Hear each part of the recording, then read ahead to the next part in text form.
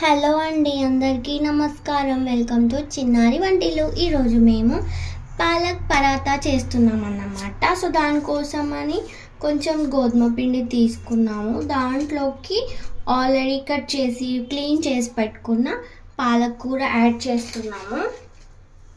Just నేను ఒక 100 grams తీసుకున్నానండి. దీంట్లోకి ఒక 2 మిర్చి రఫ్గా గ్రైండ్ చేసి పెట్టుకున్నాను. ఆ మిర్చి కూడా యాడ్ చేస్తున్నాను, జస్ట్ మిర్చి పేస్ట్.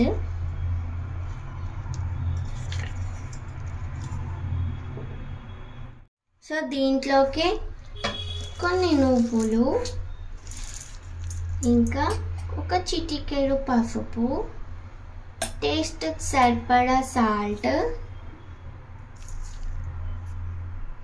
అలాగే కొంచెం కారం పొడి యాడ్ చేస్తున్నా. ఆల్రెడీ మిర్చి పేస్ట్ వేసుకున్నా, అవసరం లేదు, బట్ లిటిల్ బిట్ యాడ్ చేస్తున్నా జస్ట్ ఫ్లేవర్ కోసం. ఇప్పుడు వీటిని మనం చపాతీ పిండిలాగా మిక్స్ చేసుకోవాలి వాటర్తో. సో ఇది మంచిగా చపాతీ పిండిలాగా మిక్స్ చేసుకోవాలి. ఫస్ట్ ఇవన్నీ మిక్స్ చేసేసుకోవాలి. ఇప్పుడు కొద్దిగా వాటర్ యాడ్ చేసుకోవాలి.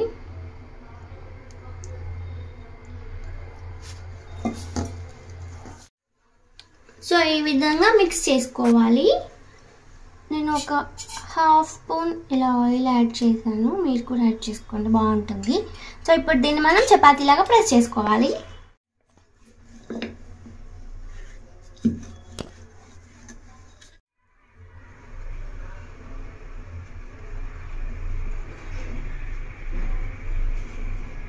సో ఇలా మంచిగా ఫోల్డ్ చేసుకుంటే బాగుంటుంది, లేయర్స్ లాగా వస్తుంది. సో ఇలా ఫోల్డ్ చేసేసుకొని మళ్ళీ ప్రెస్ చేసుకోవాలి. కొంచెం పొడి పిండి యాడ్ చేసుకొని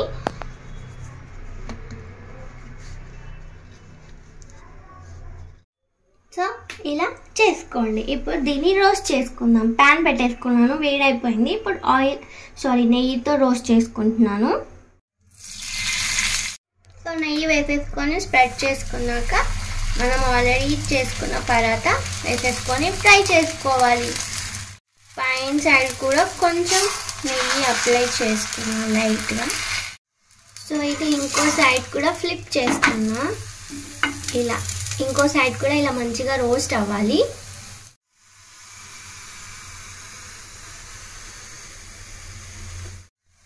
సో చూసారు కదండి, మంచిగా 2 sides రోస్ట్ అయిపోయింది.